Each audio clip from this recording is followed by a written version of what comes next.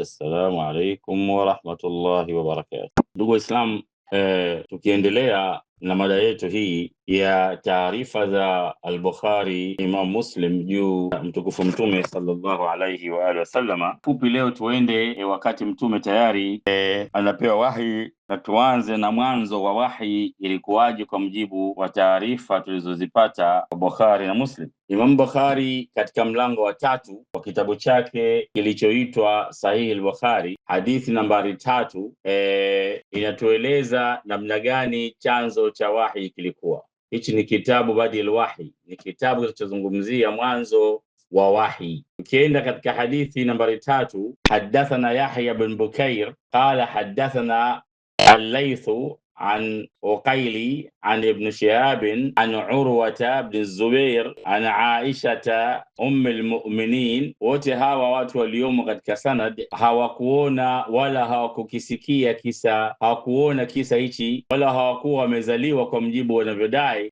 Urwa bin Zubair alikuwa bado hajazaliwa wakati Mtume anashushiwa wahi, na bibi Aisha mwenyewe alikuwa hajazaliwa wakati Mtume ameshushiwa wahi kwa mjibu wa madai ya ahli sunna wal jamaa. Sasa hatujui bibi Aisha amekirawi kisa hiki kama ni mshuhudia kisa hichi, mshuhudia tukio hili, au ameambiwa na mtukufu Mtume sallallahu alayhi wa alihi wasallama. Kwa mujibu wa maelezo haya, hatuna dalili kwamba bibi Aisha kaambiwa na Mtume habari hizi, kwa sababu inasema ana Aisha ummul mu'minin annaha qalat, kwamba yeye amesema. Hakusema kwamba nimeambiwa na Mtume au nimemsikia Mtume au nimemsikia sahaba ambaye alimsikia Mtume. Akasema yeye mwenyewe amesema. Asema awwalu ma budi abihi Rasulullah sallallahu alayhi wa sallam min alwahyi arru'ya as-salihatu fi an-nawm. Kitu cha kwanza ambacho Mtume alianzwa nacho ambacho kinatokana na wahi ilikuwa ni ndoto as-saliha, ndoto za kweli alikuwa akiziona fi an-nawm, katika usingizi. Fakana la yara ruya, alikuwa haoni ndoto usiku, illa jaat mithla falak as-subh, ilikuwa ikija ikitokezea ukweli wake kama vile asubuhi inavyopambazuka. Kisha anasema thumma hubbiba ilayhi al-khala, kisha Mtume alipendekezewa na kukaa peke yake, al-khala, sehemu hivi akitafakuru katika maumbile ya Mwenyezi Mungu Subhanahu wa Ta'ala. Wa kana yakhlu bi ghari hira'in fayatahannathu fi, alikuwa kijitenga mwenyewe katika ghari Hira, katika pango la Hira. Mwenyezi Mungu aliniruzuku kwenda kuona hiyo sehemu ya Hira, ni juu kabisa. Wallahi bwana Mtume akipata shida sana kupanda jabali kubwa, mimi nilipanda hali ya kuwa mpaka nimefika juu nimechoka kabisa. Naam, fayatahannathu fihi, alikuwa akijitenga akenda na kurudi baina nyumbani kwake na huko kwenye ghar Hira. Kwa hivyo fayatahannathu fihi wa huwa at-ta'abbud, alikuwa akifanya ibada huko. Al-layali dhawat al-adad, siku maalumu. Naam, akenda huko akiabudu. Sasa kama alikuwa akiabudu Mwenyezi Mungu na akijitenga, utakuta kwamba ile riwaya kwamba alikuwa hajui hukumu ya nyama zilizochinjwa kwa jina la mizimu itakuwa ni taarifa tu hivi ambazo Bukhari yeye mwenyewe amezitoa, labda tuseme hazitakuwa na ukweli kiasi hicho. Kwa hivyo kabla an yanzaa ila ahlihi wa yatazawwadu lidhalik, alikuwa akifanya hayo kabla kwenda kurudi kwa ahli zake, wa yatazawwadu, akichukua pengine chakula, nguo na vitu vingine ambavyo alikuwa anavihitaji. Thumma yarji'u ila Khadija fayatazawwadu limithliha, kisha urudi kwa Khadija kuchukua tena hivyo alivyokuwa akivihitajia kwa ajili ya kukaa kule kwenye pango. Kisha anasema bibi Aisha, hatta jaahu alhaq wa huwa fi ghari Hira, mpaka ikamjia haki naye yumo katika pango hilo la Hira. Fajaahu almalaku, akamjia malaika. Faqal, akamwambia yule malaika, iqra asoma. Qultu ma ana biqari'in, Mtume akasema mimi sijui kusoma, simsomaji mimi. Fa akhadhani faghattani thaniyata hatta balagha minni aljahd, akanichukua kwa nguvu. Faghattani, akanibana hatta balagha minni aljuhd, mpaka nikawa niko taabani. Marsalani, kisha kaniachia. Faqala qra, akasema tena soma. Faqultu ma ana biqari'in, mimi simsomaji, sijui kusoma. La, akamfanya mara ya pili vile vile, hatta balagha minni aljuhd, mpaka nikafikia nikawa taabani. Yani alimbana mara 3, anambana mara 3, maana mpaka pumzi zinakaribia kukatika. Yani huku ni kumwadhibu Bwana Mtume sallallahu alayhi wa sallam. Sasa kisa kama hiki au taarifa kama hizi ambazo anatupa Imam Bukhari kama Mtume kafanywa haya na malaika, na malaika ni malaika wa rehema huyu wa wahi, si malaika kwenda kumtisha Bwana Mtume na kumbana kumhujumu. Ni attack, hiyo ni attack. Naam. Mtu anakuambia soma, unamwambia sijui, ilikuwa mfundishe tu. Naam, ingawa kuna watu wengi wanaleta visa vya ajabu kwamba elimu inapatikana katika shida, inapatikana katika kupigwa sijui kwa nini, na kutokana na haya walimu wetu wa vyuo hivi ya madrasa wakapata sababu ya kuwapiga bakora wanafunzi kiasi ambacho ni hatari. Mara nyingine wanapigwa watoto mpaka wanajeruhiwa, hoja kwamba hata Mtume alibanwa na malaika mpaka punzi zikakaribia kumushia. Ala hal ثم ارسلني فقال اقرا فقلت ما انا بقارئ ثم ارسلني kisha kaniachia فقال اقرا باسم ربك الذي خلق الانسان من علق اقرا وربك الاكرم. Akamsomea sura ya 96 ambayo ni Iqra, soma kwa jina Mola wako aliumba mwanadamu kutokana na pande ila damu, tukifasiri hivi ambavyo wamefasiri wao. Iqra wa rabbukal akram, soma na Mola wako alimkarimu. Faraja biha Rasulullah yarjufu, Mtume akarudi nyumbani kwake akitetemeka. Fuaduhu dakhala ala Khadijata binti Khuwailid radhiyallahu anha qala zammiluni, akarudi kwa mke wake kumwambia nifunike. Azammaluhu, akamfunika hatta dhaba anhu rauh, mpaka ile hofu ikaondoka. Faqala li Khadijata wa akhbaraha al-khabara, akamwambia Khadija na akamhadithia kisa chote kilichotokea katika pango la Hira. Kisha Mtume akasema lakad khashitu ala nafsi, hakika niliogopa nafsi yangu, nilidhani nitauawa. Faqalat Khadijatu, bibi Khadija akasema kalla, hapana, wallahi ma yukhzika Allahu abada. Yani mwanamke ndiye anampoza Mtume kwa kumwambia Mwenyezi Mungu hawezi kukudhalilisha wewe, lakini Mtume anahisi kwamba alidhania kutaka kuuliwa. Innaka la tasilu rahim, wewe unaunga udugu, tahmilul kal, unasaidia kila mwenye hitajia, unabeba mazito ya watu, wa taksibul ma'dum, wewe unafanya ambayo hayafanywi na watu wengine mazuri, watakri dhaif, unakaribisha wageni, watuinu ala nawaibil haq, unasaidia wewe wakati wa matatizo ya kweli. Wantalaqat bihi Khadijatun hatta atat bihi Waraqatu bin Nawfal, nasoma kama ilivyoandikwa. Baadaye bibi Khadija akamchukua mume wake akampeleka kwa ami yake anayeitwa Waraka bin Nawfal bin Asad bin Abdul Uzza, wa kana imra'atan nasara fil jahiliya, alikuwa huyu ni Mkristo katika jahiliya, alikuwa Mkristo katika jahiliya. Subhanallah. Wa kana yaktubu alkitaba alibrani, alikuwa anaandika kwa lugha ya Kiebrania. Wa yaktubu min alinjili bilibrania, ma sha Allah an yaktub, alikuwa akiandika injili kwa lugha ya Kiebrania, lugha ya Kiyahudi, lugha ya Kiebrania hii. Wa kana shaykhan kabira, alikuwa ni mzee mkubwa sana na umri mkubwa. Kadi amia, ashapofuka, ameshakuwa kipofu. Faqalat lahu Khadija akamwambia yule Waraka bin Nawfal, ya ibn ammi isma' min ibn akhi, ewe mtoto wa ami yangu msikilize ibn akhi, mtoto wa ndugu yako, msikilize Mtume. Hadha namus. Naam. Faqala Waraka akamwambia, ya ibn akhi, ewe mtoto wa kaka yangu, madha tara, umeona nini? Fa akhbarahu Rasulullah khabaran ma raa, Mtume akamsimulia chochote alichokiona. Faqala lahu Waraka bin Nawfal akamwambia Mtume, hadha namus, huyu bwana ni malaika huyu, alladhi nazzala Allahu ala Musa, huyu ni malaika ambaye Mungu alimteremsha kwa Musa. Ya laitani fiha jadhaa, laitani akunu hayyan, laiti ingekuwepo wakati huo utakapokuwa wewe ni mtume. Laitani akunu hayya, laiti ingekuwa hai, idh yukhrijuka qaumuka, utakapokutoa watu wako. Faqala Rasulullah, Mtume akamwambia, awa mukhrijiyahum, unadhani Makuraish watanifukuza hapa? Qala na'am, mwambia ndio. Ya'ti rajulun qat mithli ma ji'ta bihi illa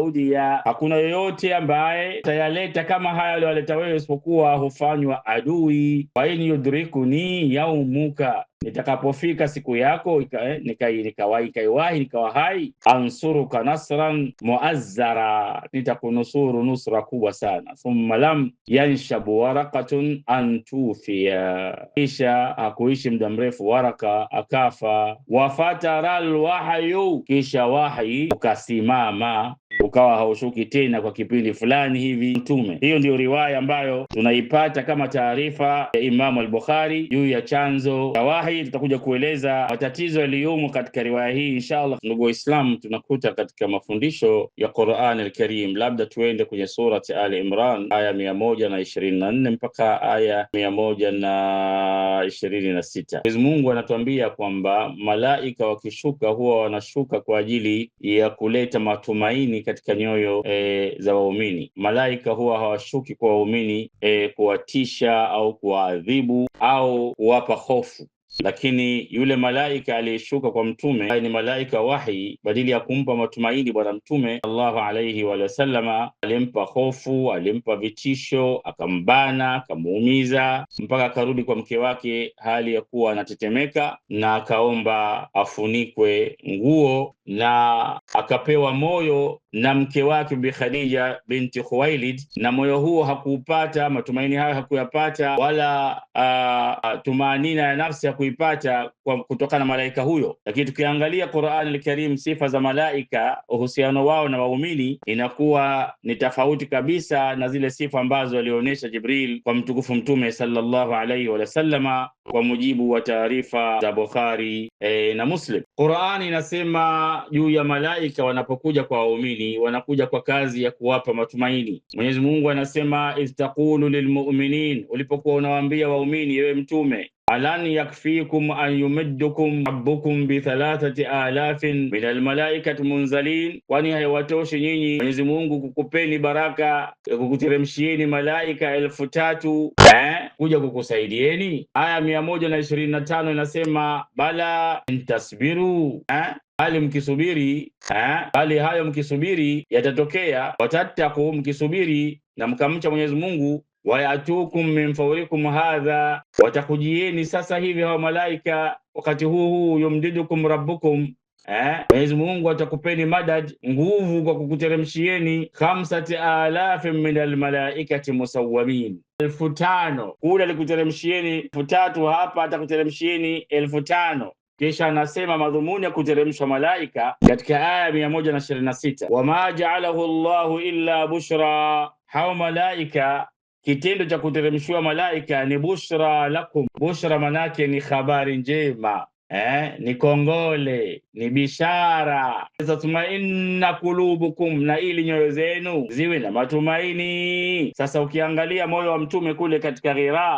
ghari Hira ulikuwa na tabu sana, kwa sababu alibinywa, akabanwa, hata balagha minni aljuhd, mtume asema mpaka nikafikia kikomo cha maumivu. Thumma arsalani, mara 3 anabanwa, anaadhibiwa, akaondoka pale yartajif. Kulikuwa sio bishara, ilikuwa sio tumanina, hapana. Kwa hivyo taarifa za Bukhari ziko kinyume na mtazamo wa Qur'an al-Karim juu ya sifa za malaika wanapokuja kuwasaidia waumini au kuwapa habari njema waumini au kuwaunga mkono waumini. Mwenyezi Mungu anasema wama ja'alahu Allahu illa bushra lakum, hiyo kushuka kwa malaika Mwenyezi Mungu amejalia iwe ni bushra kwenu nyinyi, litatmainna qulubukum bih, ili nyoyo zenu zitulie kwa hayo. Tunaona moyo wa mtume haukutulia, anarudi nyumbani akiwa na hofu, yartajif, anatetemeka, akaomba afunikwe na mke wake, na baadaye mke wake kumsaidia mtume zaidi, kampeleka kwa Waraka ibn Naufal ili atulie zaidi moyo wake. Kwa hivyo wenye kutafakari, wenye kutaka kujadili darasa hii na kutafakari na kufata utafiki, wana uwanja mrefu wa kutafakari. Wama nasru illa min indillah, ushindi watoka kwa Mungu tu, al-Aziz al-Hakim. Naam. Ama katika sura nyingine Mwenyezi Mungu anasifu huko kushushwa kwa malaika, nadhani ni sura ya 8 aya ya 10. Wacha tuiangalie sura ya 8 aya ya 10 inshallah, tuiangalie inasemaje. Naam, kabla ya kufika aya ya 10, wacha tuisome aya ya 9 ya surati al-Anfal. Inasema idh tastaghithuna rabbakum, kumbuka pale mnaomba msaada, mnamuomba Mola wenu msaada, mnafanya istighatha kwa kuomba msaada kutoka Mola wenu. Fastajaba lakum, Mwenyezi Mungu akakuzikubali dua zenu, akakubali maombi yenu, akasema anni mumiddukum bi1000 min almalaikati murdifin, nitakutieni nguvu kwa kushushieni malaika 1000. mmoja baina ya mmoja, anawateremka kundi kwa kundi, wanateremka. Naam, murdifin, wamefuatana, wanashuka. Kisha Mwenyezi Mungu akasema huko kushuka kwa malaika, kakariri tena formula ile ile, wama ja'alahu Allahu illa bushra, na hakujalia Mwenyezi Mungu isipokuwa iwe ni bushra kwenu, bishara kwenu, walitatmainna bihi, ili mpate kuwa na matumaini, matumaini ya furaha, matumaini ya kwamba hamna woga, hamna hofu. Walitatmainna bihi qulubukum, nyoyo zenu ziwe na tumaini. Alivyosema Nabii Ibrahim, bala walakinna liatmainna qalbi, ambapo kwani huamini wewe, akasema bala naamini, lakini alitaka liyatmainna qalbi, liki moyo wake utulie, uwe na matumaini. Waman nasru illa min indillah, ushindi watoka kwa Mungu tu. Inna Allah azizun hakim, Mwenyezi Mungu amekariri formula ile ile. Naam, ile ile. Naam. Sasa tunapomsikia Bukhari anasema kwamba mtukufu mtume alikuwa na hofu, kapoteza matumaini, karudi kwa mke wake anatetemeka, ikabidi apelekwe kwa Waraka ibn Nawfal ndio akapata matumaini, au aambiwe kwamba kweli huyo ni Jibril, usiwe na shaka, lakini mwenyewe alikuwa hajui kwamba ni Jibril. Tatizo haya ni makubwa sana. Nadhani wenye kufanya research waendelee na research hii, waweza kujiuliza masuala mengi. Inshallah tunakwenda katika kitabu Ta'bir, kitabu hichi namba 91 cha Sahih al-Bukhari, kwenye hadithi nambari 6982 ambayo pia inazungumzia habari ya kuanza kwa wahi. Riwaya yetu ya mwisho tulioisoma, wafatara al-wahyi, inaishia kwenye ibara hiyo, yani wahi ukakatika baada ya kwenda kumuona Waraka ibn Nawfal. Kwa hivyo, na thumma lam yanshab Warakatu an tufiya, hakukaa sana Waraka ibn Nawfal akafa. Wafatara al-wahyu fatratan, na wahi ukakatika kipindi fulani hivi. Hatta hazina an-nabiyyu fima balaghana huznan, mpaka akapata huzuni kubwa mtume kwa yale yaliyotufikia. Huznan ghada minhu miraran yataradda min ruusi shawahik aljibal, akawa anakwenda sana juu ya mlima, juu ya majabali, anataka kujirusha. Kwa hivyo Bukhari anatuambia kwa mtume alipata huzuni kiasi ambacho alitaka kujiua, yani suicide. Kwa mtume, kwa mjibu wa Bukhari, alikuwa ni suicidal, alikuwa na maumbile ya kufikiria kutaka kujiua. Ndio taarifa za Bukhari. Ni shocking news kwa hakika.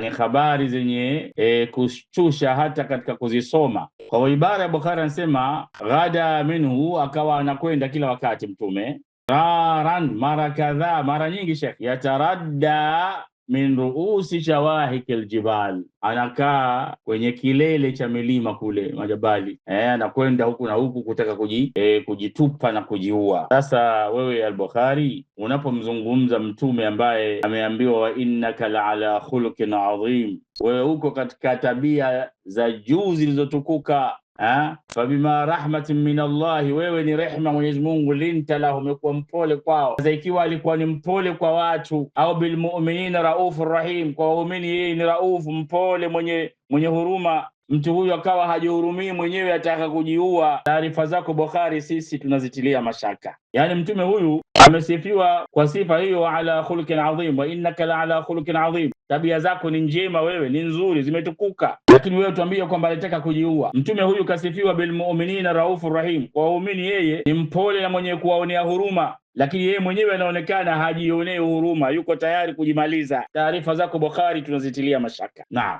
Halafu Mwenyezi Mungu anasema wama arsalnaka illa rahmatan lil alamin, huyo ni rehma kwa ulimwengu mzima, lakini anaonekana yeye mwenyewe hakuwa rehma, yeye mwenyewe hakuwa rehma, mujibu wa taarifa zako wewe al-Bukhari. Inna lillahi wa inna ilaihi rajiun. Ndugu Waislamu, mambo kama haya yanastahili kufanywa research kubwa, na research ambazo hazina mambo ya umadhehebu, hazina mambo ya nongwa hivi, bali akili zetu ziwe timamu, tuziangalie riwaya na tuangalie Qur'ani ya Mwenyezi Mungu inasema nini. Tukiisoma hiyo riwaya nyingine hiyo mpaka mwisho, riwaya ambayo nitaiweka tena ukumbini, fa kullama awfa bidharwatin, ila anapofika kwenye kilele cha jabali, bidharwatin jabalin, likay yulqa au yulqi minhu nafsahu, kwa ajili ya kujitupa nafsi yake, tabadda lahu Jibril, Jibril humjia pale, bwana usijiangushe bwana wewe, Yani akila akitaka kujiangusha, Jibril anakwenda kumkinga. Faqala ya Muhammad, akamwambia Muhammad, innaka rasulullahi haqqan, wewe hakika nabii wa Mwenyezi Mungu haqa. Nadhani ni adhana, tuisubiri. Naam. Kwa hivyo kila alipokuwa akifikia kwenye ncha juu ya jabali kutaka kujitupa, Jibril alikuwa anamsogelea kumzuia asijiangushe. Na Jibril alikuwa akimwambia ya Muhammad, innaka rasulullah haqa, wewe ni mtume Mwenyezi Mungu wa kweli, kuonesha kwa mtume alikuwa na shaka. Kwa mujibu wa taarifa ya Bukhari, laiti ingekuwa hana shaka ya utume wake, kwa nini Jibril amkumbushe kwamba wewe ni mtume Mwenyezi Mungu haqa? Fayaskunu lidhalika, basi hutulia akiambiwa hivyo, kuonesha kwamba alikuwa na shaka. Taarifa kama hizi sisi ni tabu sana kuzipokea. Hata katika bunge ikiwa unatoa taarifa ambazo sio sahihi, mbunge mwingine anazikataa, wabunge wanazikataa. Sasa mtume aliambiwa kwamba anta rasulullah wa ana Jibril, katika pango, wewe ni mtume Mwenyezi Mungu na mimi ni Jibril. Unaona, na Mwenyezi Mungu anasema Allahu a'lamu haythu yaj'alu risalata, Mwenyezi Mungu anajua vizuri pale anapoweka ujumbe wake. Sasa anaweka ujumbe wake kwa mtu ambaye wasiwasi, hajui kwamba yeye ni mjumbe wa Mwenyezi Mungu. Wallahi inasikitisha sana taarifa kama hizi. Hivyo ninasoma kama zilivyo katika al-Bukhari, hadithi nambari 6982. Naam. Yaskunu lidhalika jashuhu, basi hutulia mtume moyo wake, wataqiru nafsahu, na nafsi yake hutulia, fayarji'u, na hurudi. Faidha talat alayhi fatratul wahi, muda kukatika wahi ukiwa ni mkubwa zaidi, ghada limithli dhalika, hurudia zoezi hilo la kutaka kujiua na kujirusha juu ya jabali. Wallahi inasikitisha sana. Inasikitisha sana taarifa hizi ambazo ndugu zetu Ahlusunna wal Jamaa wanazikubali. Aidha au fa bidharwatin, anapofika juu ya kilima cha jabali, badalahu Jibrilu, huja tena Jibril, faqala lahu mithlu dhalik, kumwambia kama hayo. Mwenyezi Mungu tustiri na taarifa kama hizi, kwa sababu sisi tunamjua mtume mwingine kabisa aliyetajwa katika Qur'ani, aliyeambiwa fabima rahmatin minallahi linta lahum, wewe Muhammad umekuwa ni rehma itokayo kwa Mwenyezi Mungu na umekuwa ni mpole kwao. Walau kunta faddan ghalidha alqalb, ungekuwa wewe ni mtu mwenye mafamba, moyo wako ni mgumu, lanfaddu min hawli, wange kukimbia. Mtume alikuwa laini, rahim. Sasa kama alikuwa hayuko rahimu kwa nafsi yake, kweli angekuwa ni rahimu kwa nafsi za watu wengine? Ya akhi, tuache tubakie na Qur'an al-Karim na mafundisho ya Ahlul Bait alayhim assalam, na tuachane na taarifa hizi ambazo zimetuzungumzwa na al-Bukhari na Muslim juu ya mtukufu mtume sallallahu alayhi wa alihi wasallama, kwani mtume wetu ambiwa wama arsalnaka illa rahmatan lil alamin, yeye ni rehema kwa ulimwengu. Na kama ni rehema kwa ulimwengu, naona lazima atakuwa ni rehema katika nafsi yake mwenyewe. Ameambiwa wa innaka la ala khuluqin adhim, wewe ni